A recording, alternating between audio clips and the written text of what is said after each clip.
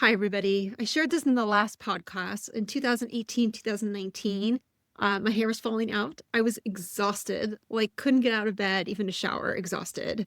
I had three small kids. I had a husband who was traveling a bunch. I was homeschooling. I was teaching a lot of fitness classes. I was training fitness teachers. And, I could go on and on, but I was doing a lot of things and just in a busy time of life. None of it was bad. It was all great, fun things that I enjoyed. We lived in a place, Bend, Oregon, that was amazing. So there was always opportunities to be constantly going outside and active. And again, I could go on and on, but I was exhausted. And those signs of I don't even want to get out of bed to shower were big signs for me because I'm the type of person that's like up in the morning and let's get at it and get on with the day. And I didn't know what I was doing. I was working out every day. I was what I thought eating all the right things. I've even gone to a naturopath who prescribed, I think, like D supplement. And none of it worked. So as you guys know from the last podcast, I have a checklist. Go out and if you're like, yes, I feel this, go out and find the checklist. It'll be in the links in the down below or in my bio, Instagram, wherever you are. But yeah, I wanted to invite Byrd on because I know she's got a similar story. And today we're going to kind of dive deep into how to actually help this. Yes, we're all tired. We all have stress. We all do the things, right? We all do everything what we consider right. But let's talk today about actual things that like help. Byrd, please jump in here. Well, I was like, I feel like I've had multiple seasons in my life where sleep has been hard. So I'll start with my first one and kind of progress. So my son has autism, which has affected his sleep. And he did not sleep through the night until he was 13 and a half. Oh my And so for 13 and a half years, every single night I was woken up. Sometimes that was for 20 minutes. Sometimes it was for 2 hours. Sometimes it was waking up and never going back to bed. Oh my gosh. So for 13 and a half years, I didn't ever get a solid night's sleep. Yeah. And it wasn't until we figured out what was going on with him and he started to get some sleep that I started to actually rest. And I was like, oh my gosh, like I feel like a new human. Yes. And I started resting and I started feeling better. And then life picked up its busyness again. And I was training and I was teaching and my younger son happened to get sick. And I went through this whole thing again. And so I feel like I've had a couple seasons in my life, like deep seasons, Yes. where sleep has been really difficult or challenging, or like people would be like, you just need a solid night's sleep. And I wanted to be like, F you. Yeah. Like, I'm trying. I think that I've had in those seasons, like I have great empathy for people who are so tired. And still, I go through bouts even now where life gets crazy busy and there's that tiredness piece to it. Yeah. So while I don't feel like I'm in a season right now where like sleep feels impossible, I have been in those seasons. Yeah. It's so Yeah. hard. It's so hard. So as we talk about, okay, we've been there, we've done it. I know many of you guys can relate. I feel like the more I dig into this for myself, for my clients, the more I realize like how often in a day we are all in fight or flight. And I'm talking for myself even, I am realizing that I am in it like always constantly. I never come out of it. just this morning in the shower, I was like, Annie, why are you trying to hold yourself up? You're in a shower and it's warm and it's nice. Like, why am I still Like shoulders in your ears? no, breathe. You can relax. Like, let me just hang out in the water for a second. Just maybe sit down. Right? Sit down. Just take 10 seconds. 10 seconds is not going to, like, destroy your morning timing. Totally. Yeah. And you don't realize it until you're like, oh, okay. Yeah. And, I think because of that stress, that trauma, that cortisol, that fight or flight, all the things that have caused us to get to this point, it is so hard to let go of it. And for me, I think that is such a huge reason on why we're so tired. Yes. Right? Yes. And so for the listeners, I really want to invite you in to maybe start thinking or realizing or reflecting like I have been doing. Oh my gosh, why am I in bed, like going to sleep and I'm still like trying to hold myself up off the bed? And I'm like in the bed. I should feel like letting the bed hold me. Why am I holding myself up? Do you realize that? Do you feel like that? Yeah, like I'm like, why am I T-Rexing my arms? Like, let's relax. So often during the day. It's funny that you say that because when my clients come in to see me, sometimes I'm like, I need you to unclench your hands. They like are like this the whole time. And I'm like, I just need you to like let your hands go. Yeah, Yeah. exactly. Yeah. And I think those little things where we're constantly either closing ourselves off, protection, we are still wherever our brain is, past, present, stress, whatever, right? And we're just, again, because of the like to-do list or wherever our brain is, maybe we're hungry, maybe we're tired, maybe we've got crazy stuff going on hormones wise. Like, there are so many things that cause stress. And I think it just starts to add on to where we're holding ourselves up in T-Rex arms or in bed. I can't. But by the time you are getting to the, or when you're at the place where you're realizing it, feel like you're like already so far into Mhm. the mess of it all. Right. Yes. You've already had so many years of living under this constant tension. We just don't allow ourselves enough time to just take a step back and reflect because we live in a world that is go, go, go, go, go, go, go all the time. And the expectations are so high all the time. We can't let ourselves fail. We have to be perfect. It's just so much pressure. So much pressure. So much pressure. For me, in that particular instance I shared at the beginning of the episode, what came down to realize is that I actually have a genetic mutation. My body doesn't store iron. So red hair is a genetic mutation. And I had another one, which is very common for redheads to have other ones, is that I just don't store iron that well. And so even if I'm not on my cycle, I'm just really low on iron. So starting to take iron supplement, not just during my cycle, but also every day. I mean, it's amazing how much my hair grew back, energy. And while that wasn't all that I did, that figuring that out and diving deep into that for me helped. And that's different than your story why, someone else's story why. We might all have different reasons why this came to be. But I think all the things we are expected to do, like we were just talking about, just impacts it, right? And it's just layer upon layer. And like you were saying, once you're at this moment of being like, oh my gosh, it's really hard to undo or let go of or take away or. Well, and in your instance, you're doing all the things that you're supposed to be doing. Like you're supposed to be exercising, you're supposed to be moving, eating healthy, trying to change your diet, doing all the things. And it wasn't until you were like, oh, it's an iron issue that it made the difference. And you would have never figured that out without deep diving into your personalization for you. And I, like my son, who hadn't slept for 13 and a half years, like we did all the things. And it wasn't until we figured out that there was a genetic mutation where he doesn't create enough melatonin that we were like, oh, like it wasn't really like that we needed to sleep train or do these, you know what I mean? Right. It was, and it's not until you really deep dive into who you are and your personalization of what's happening in your body that you can really get good answers, which is why I love holistic health coaching. Yeah, exactly. I think that's such a huge part of it, that personalization, like you said, to really understand, because we are all different and different diets, different workouts all work for us differently. And so I think that's such a huge part. And I want to go back to, because I have a question with your specialization, pelvic floor. I'd love you to talk about that. What do you see from all this stress kind of adding on to that area specifically? Yeah. So when I was doing my pelvic floor training, the woman who I was working under, she told me that she doesn't even deal with their pelvic floor issues until, depending on who they are, until they have meditated for 2 weeks. Wow. So like when I have a client walk in, I observe how they walk in. If their shoulders are in their ears, their fists are clenched, they're standing with their glutes tucked under, their knees are locked out, everything in their body signs are screaming to me like so much held up tension. Yeah. And so I don't go to the extreme where I will make my client meditate before I like start working with them.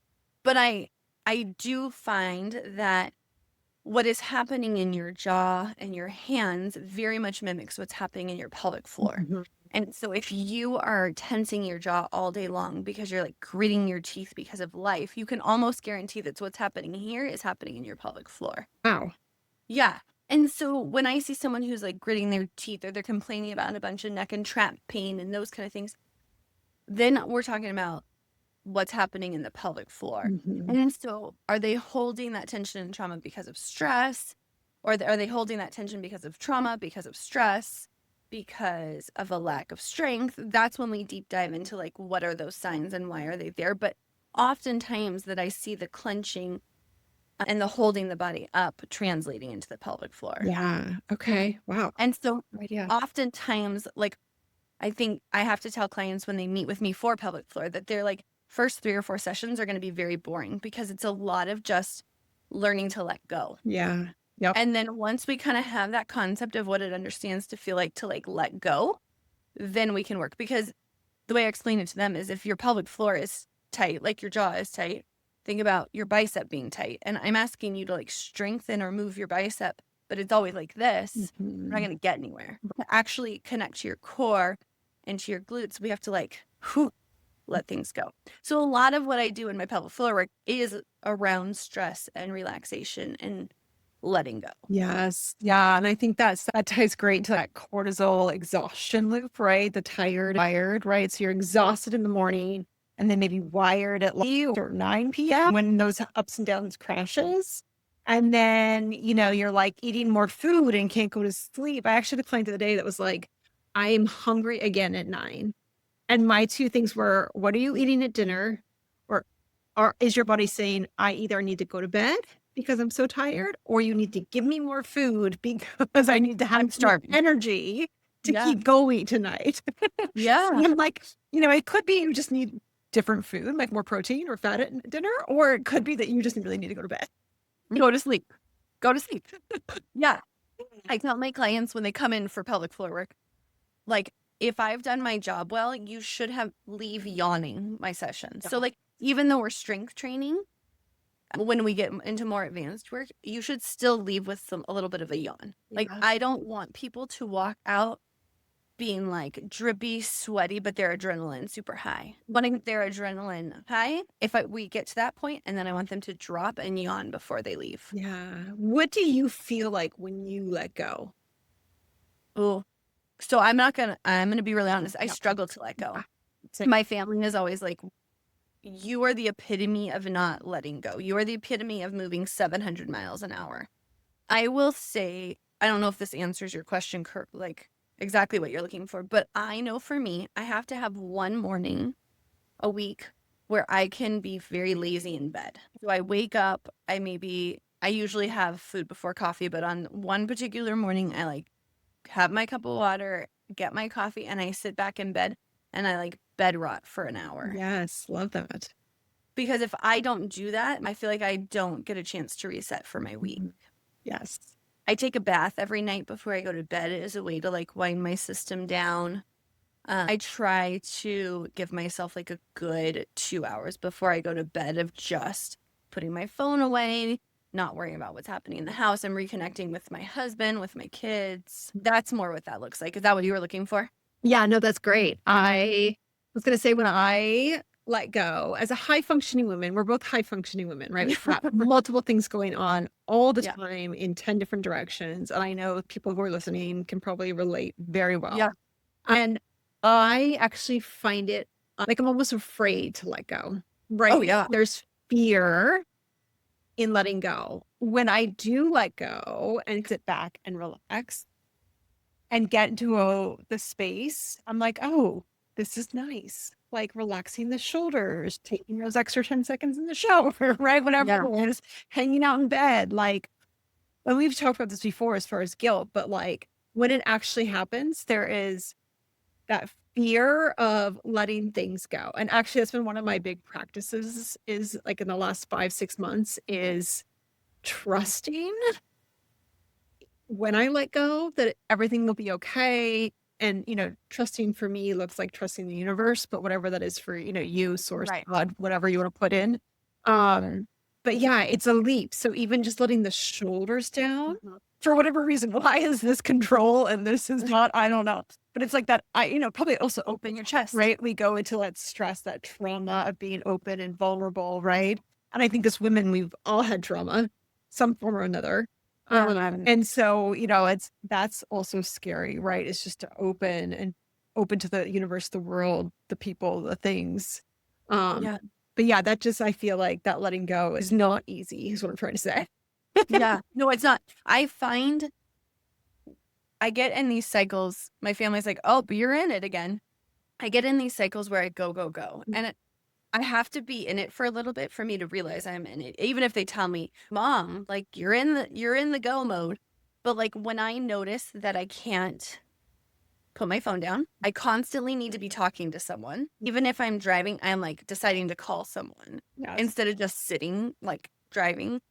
If I realize that I can't like take 10 minutes in the middle of my day to go sit outside, I'm like, oh, I'm in my like super big fight or flight. My first step is always like be in the car and don't call someone. Yeah. Or just drive because I don't need my mouth to be running. My mouth runs all day long at work. Like I Right. don't need my mouth running. Yeah. And it's my way of like, I'm always trying to escape probably my own head and having to bring myself back into my own head and remember that I can like sit and breathe. I love that. Yeah. I think that, it sounds to me like that's your like letting go and also a little bit scary for you. But then after that, like 10 minutes, whatever, driving and like in a silent car, how does it feel? So much better. I feel Yeah. like I'm just like, why do I get myself into this really wound up spiral? Can't I just who do I need to be talking to in my car? You know what I mean? Like, who do I need to call? And yes, sometimes I want to talk to a friend who I haven't been able to connect with. Right. But oftentimes it's just, Bend isn't big. So I'm only in my car for 10 minutes. Like, what am I actually accomplishing in my 10 minutes?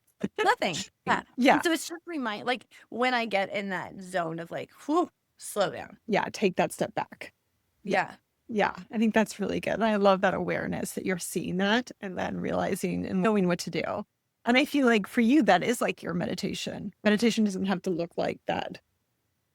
Closed eyes, silent, right? It can just be actually driving and silent and contemplating and Totally. So, Annie, if you we're thinking about, let's think about like mamas of young kids, women who work, but then, pick up their kids from school and then have to go to the parenting world, like people who are on the go all the time. They drop their kids off at school, they go to work, they pick up their kids, they go to sports. Like there's never enough time.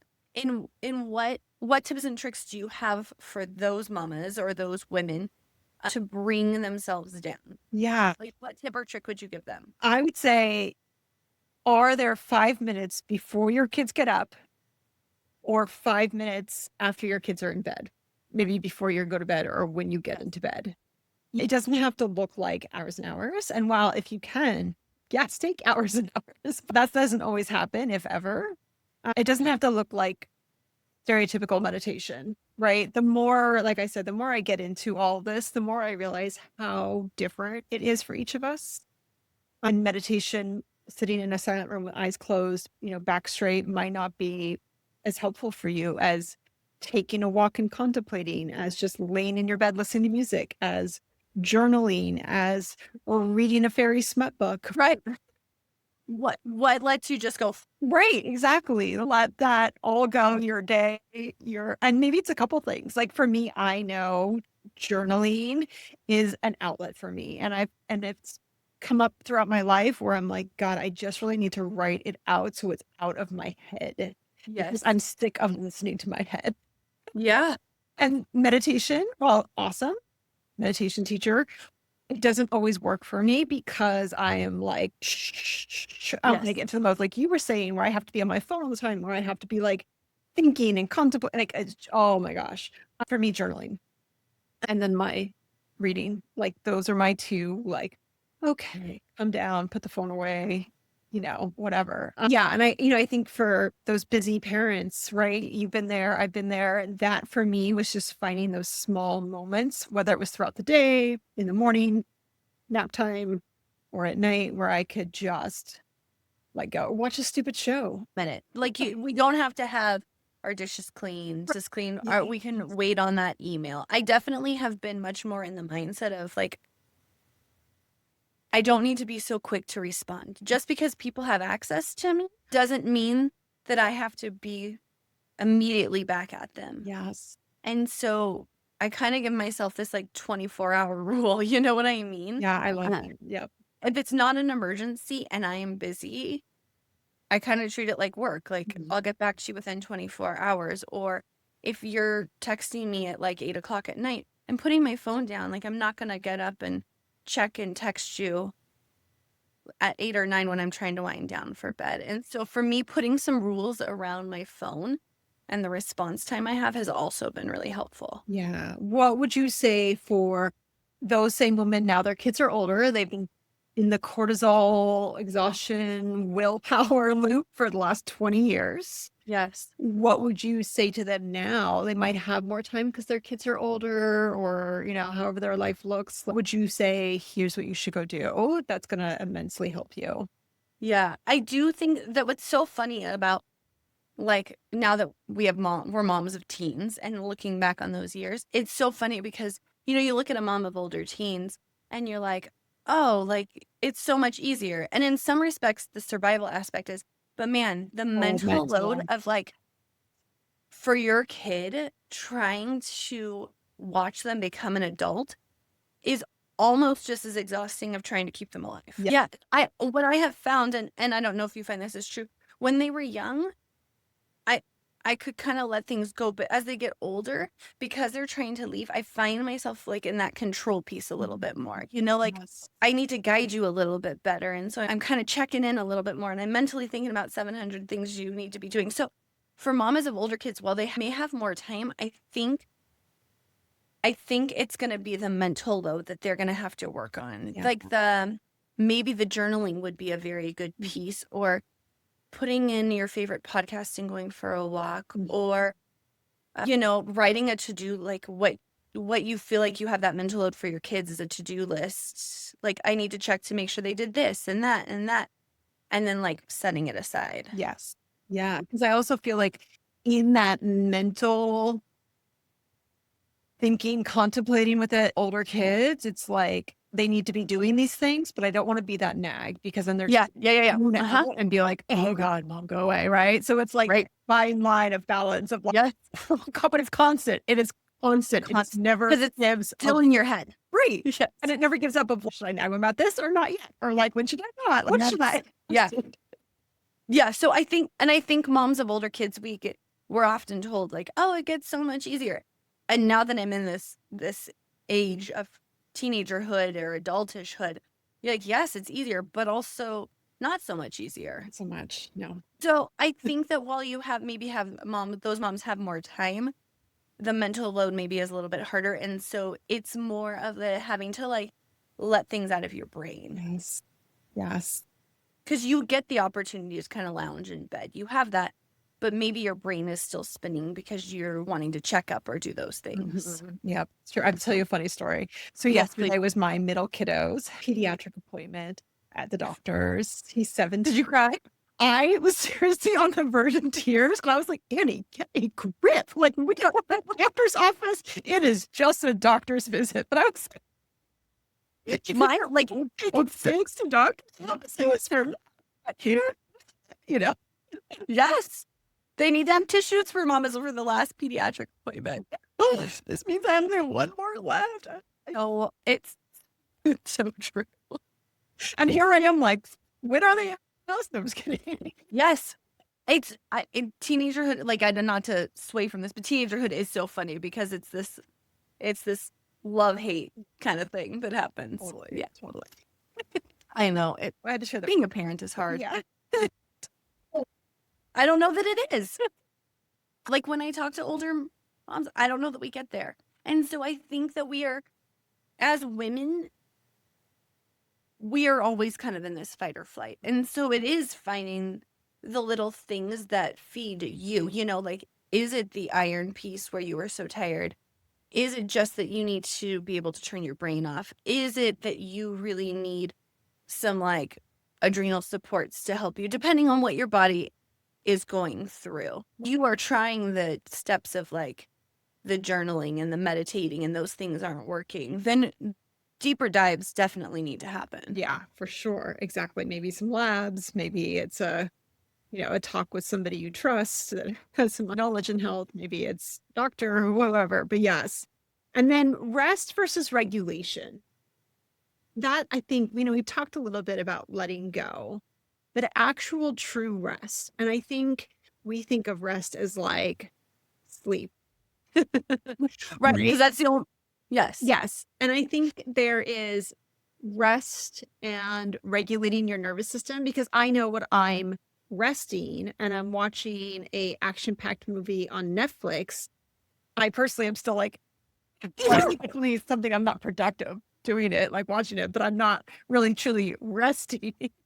Right. Or moms, when they're like, you're like, just go on a walk, and they take their 3 kids on a walk and they're trying to make sure they all stay alive. Like, that's not, No, that's definitely not. we're not resting there. Right, So right. it has, I think, again, so individualized for the person, but something when you do it, your shoulders do come out of your ears, get a yawn. When you notice that you finally take a deep breath, you've hit it. Yes. Yeah. And I think it's more about, instead of that rest word, that regulating the nervous system. Yeah. Like having that, whatever you are, is if you're resting, it needs to be a regulated nervous system and not like when you're watching an action movie or something. Totally. When you find that you've like really like gotten yourself like that moment of fight or flight, do you take a deep breath? Do you notice that about yourself? I don't think I realize it as much in the moment, depending on the situation. I'm at home and I realize I'm like this watching a movie. I have a more tendency to be like, oh, okay, I need to take the deep breath and let go. But if I'm outside in the world and there's like traffic or it's chaotic wherever I am, then it's hard for me to notice because I'm too concerned about like on around me or my kids or, all the Yes. things, right? So then it's like I probably will get home and be like, okay. Yeah. I'm an introvert, so I'd much rather be at home anyway. Noted. Noted. Right? How about you? Like, do you feel like it's depending on where you are? No, I would say pretty consistently across the board. Like when I've hit that moment where I'm like, I finally let go, I notice it because I feel like I finally like take this really big deep breath and I'm like, okay, I've hit it. Usually it happens once I'm like home and settled. Yeah. Not usually if I'm out and about. Because I do think just by the nature of driving in busy cars, maybe if I'm just like chilling by a lake or Right. when we were at the beach, when we were in San Diego and like sitting there, of course I did. But like in my everyday, like at work and stuff, it's not happening. Yeah, that's so much harder. But again, that's okay. We're allowed to be in that. Right. It's just when you come back down from it. Yes. And I think that's the point, right? Is like, you can't get rid of your stresses. No. You're going to have stress. You're going to have your nervous system go up and down. It can't be steady all the time, and it won't be. And that's okay. It's actually a good thing that it's not. But it's also not having it be up 24/7. Right? Yeah. When you're up 24/7, you just live in this really tired, exhausted world. Mm-hmm. I've had clients say to me, man, I really wish I would just like get so sick so I could go sit in the hospital for like a week. Like I've been there. And you're like, man, I have to. Yeah, like we got to get you down to a place where you're like not feeling like you need to go to the hospital for a week to get a rest. Exactly. We need to get you to a place where you can feel like you can do that at home. I mean, I remember when the kids were really young and I was not sleeping, I was like, man, if I could just get like pneumonia for like 5 days, I could sleep. I'll give you that medicine to help you just knock it out. And so I think, when you are running that higher level, you are just exhausted. Yeah, I agree. So if we were to say one thing to start tomorrow, please don't feel like this is something you're like, oh God, I got to add another thing. This is more like, what can I do for myself that's going to help me find that like breath, right? That's going to help me realize that I am like this all the time. That's going to help me just let go a little bit. And can it be something that you have 5 minutes before or after? Or even if you're in the car with the kids and you don't have another time to just breathe. Yeah. Take that deep breath, let it go and just let the shoulders fall for a second. Listen to Yeah. some fun dance music. You know? Wherever it is, it feeds you. I try to tell my clients, I want you to first start with awareness. So I think that's my first step with clients. It's like, instead of starting with a tip or trick, let's start with some awareness. How are you standing during the day? What is happening with your shoulders? What is happening with your fists? Let's start some awareness around what's happening in your body. Yeah.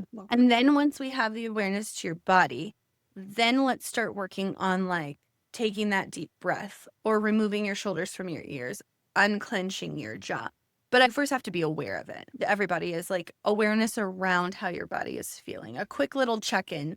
Like I often say, if you're standing in line, I want you to just like do a quick check, shoulders, ears, jaw, fists. And then, or if you're driving, a quick check-in. So once we have the check-in, then we work on the piece. But with my clients, we work awareness first. Yeah. I like that. Like when you're standing in the line down the body. I'm going to use that. Yeah, because it is really, it's in like a moment when you're in line is kind of when you're supposed to be a little bit more relaxed. Yeah. And so if you're in this like clinched up, you know that you're living in that all day long. Okay. Love that. Thank you. Thank you. Let's see. I don't know. Okay. I'm going to ask you most underrated recovery tool. Ooh. Like when you're done working out? Whatever. Like recovery from the day, the stress, workout. My favorite, and I'm sure I've said this before, but my favorite is to lay on the floor, put your feet up on a couch, Yes. and put your feet up a wall, and just hang out for a few minutes. Yeah. Love that. That I do it a lot with my pelvic floor clients to like open up their pelvic floor, release the tension in their low back, release the tension in their hips. You start to do that, your shoulders melt out of your ears. That is my, like, if you have a hot second during the day, like my favorite position to lay down and relax. Yes. And do you have your feet apart or are they together?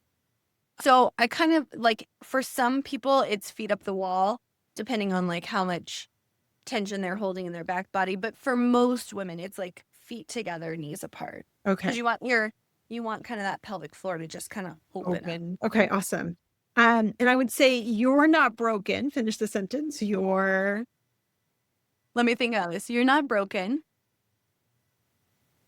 You're just trying to survive. Yep. Love that. I would say you're not broken. You're figuring out life. Yeah. But I think we need the reassurance that we're not broken because so often we feel like we have to live perfectly. Oh my gosh. Yes. My next question is what you'd say to your 38-year-old self. And we talked about this before, but I think it's that exactly is you don't have to be perfect. Embrace the chaos, embrace the messiness, embrace all that life is giving you. Right. Enjoy the moment. That sounds so dumb. Like when people said it to me, I wanted to tell them to F off. But truly, like, just let go a little bit. Yeah. Awesome. So I'll just wrap up then. All right. Thank you guys for joining. We'd love to hear in the comments maybe what you do for yourself if you are doing it already, or maybe what you plan to start tomorrow. And, I think at the end of the day, just take a breath. Really, if that's all you've got and that's all you remember, that is okay. You are doing amazing. Just know that you are doing amazing. And just take a breath when you can. Yes. And take your shoulders out of your ears. Yeah, exactly. Thanks, Byrd, for joining me again. Thank you. Bye. Bye.